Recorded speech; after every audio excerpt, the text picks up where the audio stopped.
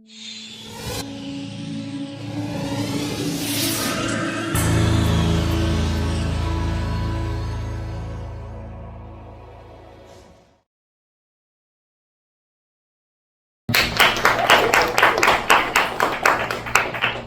before I begin, I'd like to ask you all a question. With a show of hands, how many of you have experienced stress or anxiety? Yeah, that's a lot of us, right? I too experience it. Now take a moment to think about how you developed your stress and anxiety. Was it an incident that made you upset? Was it school related? Was it not enough sleep? As you think about this, let's break down the common attributes of each. Stress is something that we face, such as something that overwhelms us when we are put in an uncomfortable situation, when we feel threatened, maybe by some type of competition, or when we feel that we have no control over the situation. It's also something we feel when expectations are placed on us, which can lead to anxiety and cloudy thinking. And when I say cloudy thinking, I mean not being aware of one's surroundings and kind of lost in your thoughts. Anxiety is a common word heard in today's 21st century. It's the tense and uncontrollable worries that lead to distress. 10 years ago, it was related to a serious mental health issue. Now it's considered a norm in our society. I'm sure that everyone here has heard at least one person in their life say, "Oh, I'm getting anxious about this project," or "Oh, I'm getting anxiety about presenting." Yeah, it's no longer the elephant in the room it once used to be. It's just referenced in loose terms. Now, it's no philosophy that all this starts in our head. The triggering thoughts, a sense of hopelessness, a feeling that maybe we aren't good enough. But does anyone know what exactly in the brain makes us feel this way? No? Well, it's a hormone called cortisol. Cortisol is produced by the hypothalamus, a region in the forebrain. It is then released into the pituitary glands, and it travels into the adrenal glands. And from the adrenal glands, it is released into the bloodstream. Now, cortisol is super dangerous, and it's dangerous because it affects our blood pressure, metabolism, and causes immune reactions such as inflammation. And inflammation is a serious health issue, as it can lead to health diseases such as diabetes and chronic health disorders such as anxiety. About 40 million Americans experience anxiety on a daily basis, and that's about 19% of America's population. And though it may not seem like a lot, in reality, it really is. The roots of stress-related anxiety derive from habits. Humans constantly evolve in one mindset, and though it may be hard to believe, our brain is attracted to these habits because they create some sense of reward. Now, one may think, what reward is possible? Well, our brain thinks that worrying is much better than being anxious, and humans believe that by worrying, they are being more productive in coming up with solutions. Yet this isn't the case. In a book written by psychologist Judson Brewer called Unwinding Anxiety, she maps out a habit loop, and this habit loop consists of a trigger, behavior, and result. And the reason why she does this is to show us the habit loop we as humans fall into, but how also anxiety reinforces itself. So to make this more clear, I came up with an example. So an example of a trigger would be being stressed out over an assignment. You get an assignment, it's extremely long, we're already stressed out. The behavior is complaining. I mean, it's a long assignment, right? We don't want to do a long assignment. And then the result is being more stressed out after procrastinating the assignment because we didn't want to do it in the first place. In relation to assignments, school is a major stress trigger. In fact, 45% of teens said that they were stressed because of school pressures. Now, we need to look at it from a logical perspective. Does school influence these stress levels, or are we the ones who influence it upon ourselves? Now, I'm not saying that school itself doesn't influence stress, because it certainly does. I'm just focusing on how we inflict it in school.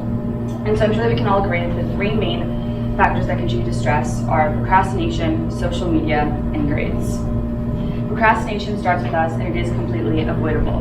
By continuing this habit, we keep putting more pressure on ourselves. We get an assignment that is assigned to us on Monday, and it's due Friday. And we look at that assignment, and it's extremely long, and we're like, we don't want to do it now, and we're going to just push it off to the next day. And that next day becomes the day after that, until Thursday night comes around, and we have 3 hours to submit that assignment, and we don't know what to do. We're stressed out. If we didn't know how to complete it then, how are we going to complete it 3 hours before it's due? The next issue is social media, and the issue with social media is the time that it consumes from our lives. According to a 2019 study by Common Sense Media, teens spend on average between 5 to 7.5 hours a day on social media. The hours we spend on online database as such could be put towards completing our homework, getting ahead in classes, maybe completing an extra credit assignment, and even going outside and getting some fresh air instead of staring at the screens. And then the final issue is grades, a stressor that I face on a daily basis. I'm someone who needs to get high grades. If I don't get that 100, it's a failure to me. The 98 could have been 100. And I'm fortunate to have parents who are always supportive of me, and they don't get mad at me if I don't bring home a 100, but I want that 100. It's just someone that I am. And in order to get that 100, it results in me getting 4 hours of sleep on a daily basis. And I'm getting 4 hours of sleep because I'm studying all night, but then I'm also stressed out, which gets me distracted. And how are we supposed to focus in school if we're getting only 4 hours of sleep? It's just not gonna happen. And what's going to happen when an AP or final comes around? Sure, we can study the night before a test, but what's gonna happen when that big test comes around? We're not gonna be able to complete it. And this leads to my next point of paranoia. Humans are victims of low self-esteem and confidence. When we are put in an uncomfortable situation, our brain automatically shifts to attack mode and stress. Instead of eliminating these emotions, we keep enforcing them through our actions, running what-if scenarios, thinking about the 24 eyeballs staring at us when presenting, and constantly critiquing and pinpointing everything that we do wrong. Our thoughts lead us to sanity and become the form of a computerized system.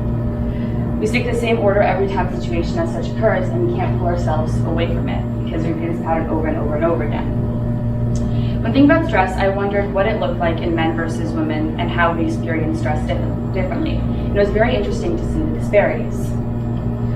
Based on a study conducted by the American Psychological Association, 51% of women experience stress, while only 43% of men experience stress. And you may think, why is this? Well, both males and females produce a hormone called oxytocin. However, females produce higher levels of oxytocin, and oxytocin combined with female reproductive hormones causes females to react more emotionally and be more stressed most of the time, whereas males produce lower levels of oxytocin, and because of this, they result in bottling up their emotions.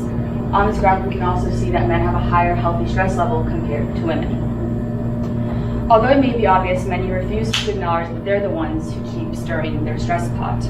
And there are many reasons why people do this, but I believe that the main driving force is this repetitive pattern of life. We're so used to stressing about money, politics, material possessions, and health concerns that we forget how far we pushed ourselves in a neglectful way, instead of finding ways of getting help. We're at a point in our lives where we don't recognize stress. We know that it exists, but it's just easier to blame it on outside factors instead of starting with ourselves. And because of the stress, we're affecting our emotional, mental, and physical health, as well as relationships. The bottom line is that we need to remember that we only live on this planet for a period of time. We cannot lose our free will and the ability to succeed in life to stress and anxiety. And to do this, we need to find ways to help relieve our stressors. A few methods are breathing exercises, therapy, setting realistic and attainable goals, and finding hobbies that we enjoy doing. I know I enjoy exercising, especially now that it's nice outside. I like to go on long walks, during personal fitness. I really enjoy going on the treadmill and just running all that energy out.